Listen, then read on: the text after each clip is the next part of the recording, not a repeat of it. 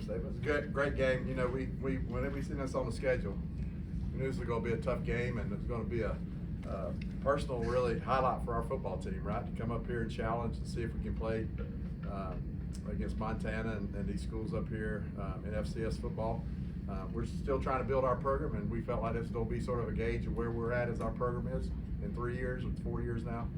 And but we come up here, let's make no mistake, we came up here to win the dang football game. We thought we could do it, and I thought our guys came out to shoot really well and played extremely well. You know, Montana's got a lot of tradition.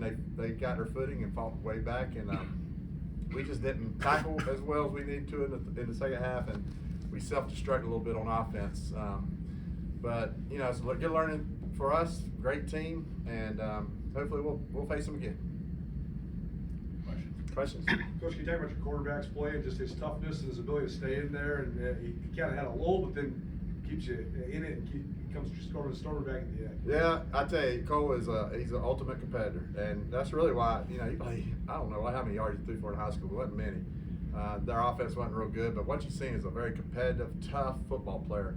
And I believe at that position, you got to have a tough customer if you want to have a leader, true leader on your football team. They have to know that you can do or die with him, and our team believes in him. And you know, he's getting better and better as he plays. I thought they took some shots on him early. That's why I was really upset most of the game, because I just didn't want to get him hurt in a non-conference game. Nowadays, you can't drive people on the ground, you know, and they continue to do it until they finally. He's got a second-degree separation, I believe it's on his non-throwing arm. So hopefully with his week off, we'll get him back for some conference play. But he's a tough guy that our team truly believes in. They think he can go win every game that we play, and I think you've seen that today.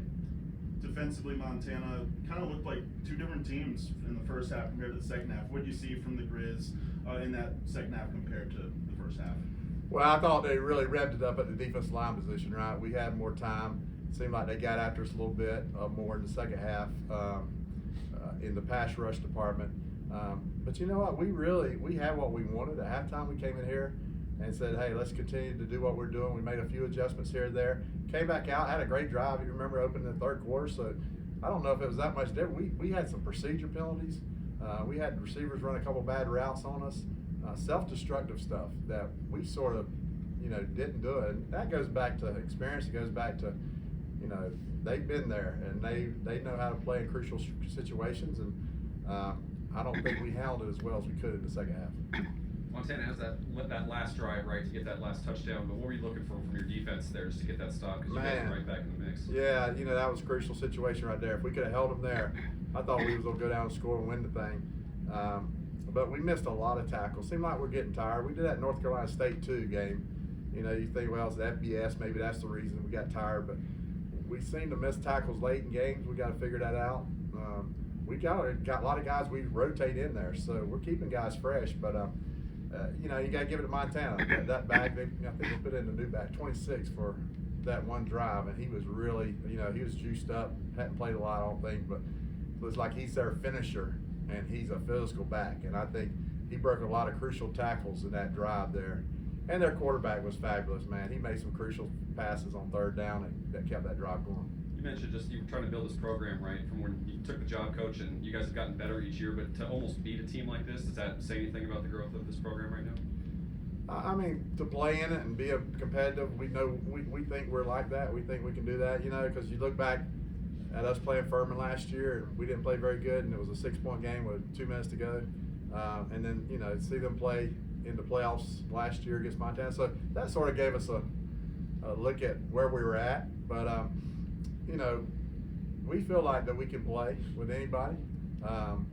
You know, we're continuing to get better. There's a lot of improvements we need to make.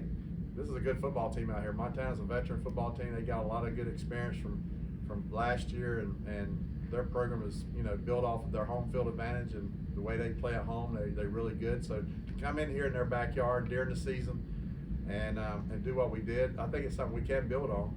But you know, the way I'm looking at it is we're 1-3 right now in our first half of our season. This second half, we got 8 straight now SoCon games. We got an open week, 8 straight SoCon games. I think we're a much better team because of our record, non-conference record, or competition that we played. So I think we're a much better football team now than we were when we started the season, but we got to now go and see if we can go win this thing. And the second part of our season has got to be something that we learn from these 4 games, and now we become that kind of team that can go win a championship in the Southern Conference. It's a pretty intense atmosphere out there today. You mentioned guys running wrong routes, offensive self-destruction. Does the atmosphere intensity, does that play into it at all? I don't know. We try to create as much chaos in practice as we can. I'm a chaos kind of guy, man. I'm a competitor. We don't do things right. We don't do it right all the time. We pump them music in our stadium all week to get them used to it. But it is a great atmosphere, and just being there. We got a lot of guys that haven't been there in that like they had to be there in that fourth quarter against a really good football team. So every time you get that opportunity, it's just a great chance to get better. And so I think we're a much better football team than we were when we got here, much better than we were when we started this season. And now we need to go show that after a week off and start SoCon play. You mentioned Montana's pass rush.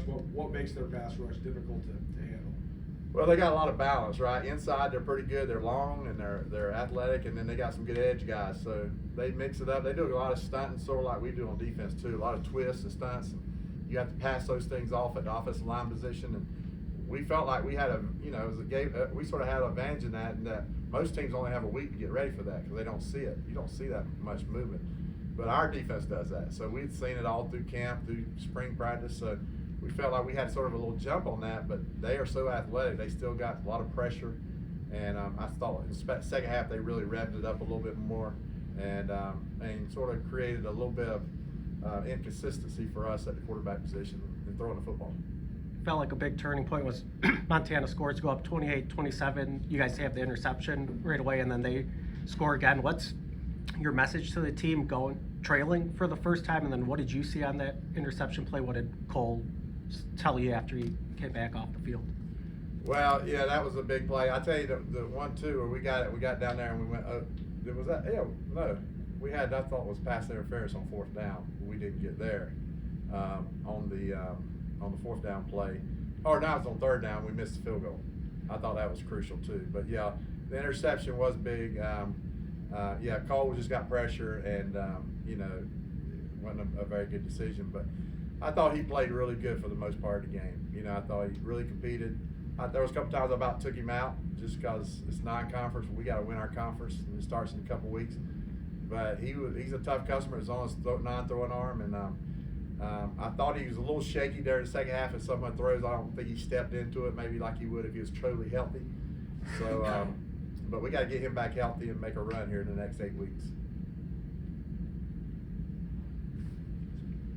Anybody else? Thanks, Coach. All right, thank you. Thanks, Appreciate guys. it.